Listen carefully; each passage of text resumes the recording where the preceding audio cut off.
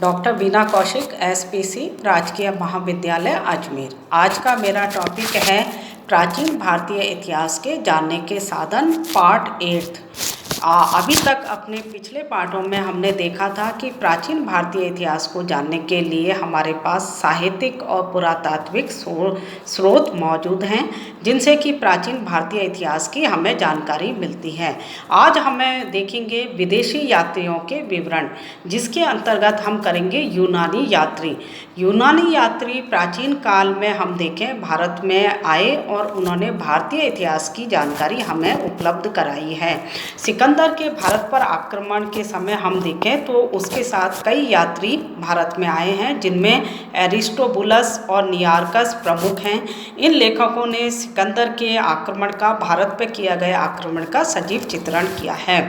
327 ईसा पूर्व में हम देखें झेलम नदी के तट पर पोरस के साथ जो उसका संघर्ष हुआ सिकंदर महान का, उसका भी इन्होंने आंखों देखा विवरण दिया है।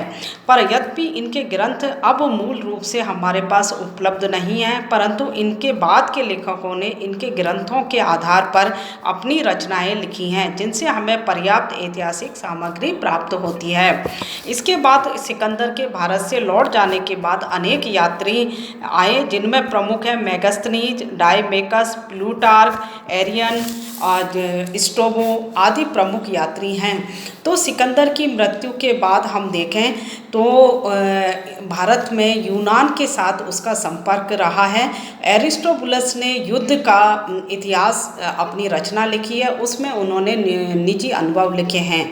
इसी प्रकार से हम देखें तो स्ट्रोबो ने भूगोल नामक ग्रंथ लिखा है और 15वें अध्याय में भारत से संबंधी जानकारी दी गई है। तो सिकंदर के आक्रमण के साथ और सिकंदर के आक्रमण के बाद में भारत में अनेक यूनानी यात्री आए और उन्होंने भारत के बारे में अपनी जानकारी दी है। इसी प्रकार से हम देखें तो इन यूनानी यात्रियों में सबसे प्रमुख था मेगस्थनीज। यूनानी शासक सेलुकस के राजदूत के रूप में मेगस्थनीज चंद्रगुप्त मौर्य के दरबार में आया। सिकंदर की मृत्यु के बाद जो कि 323 ईसा पूर्व में हुई थी, उसके 2 सेनापति थे, उनमें संघर्ष हुआ, सेलुकस और एंटीगोनस। 306 ईसा पूर्व में सेलुकस की विजय हुई और वो सीरिया का शासक बना। तो इसके बाद में हम देखें तो उसने सेलुकस ने भारत पर आक्रमण किया, लेकिन यहाँ चंद्रगुप्त मौर्य या मौर्य वंश के शासक ने उसे पराजित करा। उसका सेलुकस पराजित होने के बाद चंद्रगुप्त मौर्य के साथ उसने संधि की और इस संधि के फलस्वरूप उसने भारतीय राज्य में अपना राजदूत भेजना स्वीकार किया और इसी के फलस्वरूप मेगस्थनीज चंद्रगुप्त मौर्य के दरबार में आया। ये लगभग 6 वर्षों तक पाटलिपुत्र में रहा और उसके बाद वो वापस लौट गया। उसने अपनी पुस्तक इंडिका में तत्कालीन भारतीय समाज, राजनीति, राजनीतिक संस्थाओं, प्रशासनिक व्यवस्था, भारतीय भूगोल आदि के बारे में महत्वपूर्ण जानकारी दी है। यद्यपि उसकी मूल पुस्तक उपलब्ध नहीं है, परंतु उसकी पुस्तक के कुछ उदाहरण यूनान के प्राचीन लेखकों स्ट्रैबो आदि की रचनाओं में मिलते हैं, जिससे मेगस्थनीज की रचना का महत्व बढ़ जाता है। मौर्य साम्राज्य की सामाजिक आर्थिक स्थिति का वर्णन मेगस्थनीज की रचना से ही हमें मिल जाता है। तो मेगस्थनीज ने चंद्रगुप्त मौर्य के दरबार में रहते हुए पाटलिपुत्र नगर के बारे में विस्तृत वर्णन दिया है कि किस प्रकार से राजा अपने राज्य का संचालन करता था, दरबार किस प्रकार से लगाता था, दरबारियों के बैठने की व्यवस्था किस प्रकार थी, प्रशासनिक संस्थाएं क्या थीं, किस प्रकार के विभाग होते थे, उनकी कार्य प्रणाली क्या थी, राजा प्रजा के हित के लिए क्या क्या कार्य करता है। तो इस प्रकार से हम देखें तो प्रशासनिक व्यवस्था और राजनीति के बारे में उसने महत्वपूर्ण जानकारी दी है। इसी तरह से उसने उस समय मौर्यकालीन भारतीय समाज की भी जानकारी दी है, यहाँ की जाति व्यवस्था, यहाँ के वर्ण व्यवस्था और सामाजिक संस्थाएं, इन सब का भी वो विवरण हमें छोड़ जाता है। तो मेगस्थनीज की रचना केवल मौर्य काल के लिए ही नहीं, प्राचीन भारतीय इतिहास के लिए एक महत्वपूर्ण रचना है और ये इस रचना से महत्वपूर्ण जानकारी हमें मिलती है।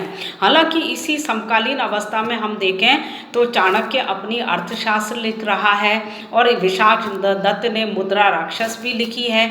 तो इन सब का तुलनात्मक अध्ययन भी हो जाता है और हमें मौर्य साम्राज्य के बारे में महत्वपूर्ण जानकारी मिल जाती है।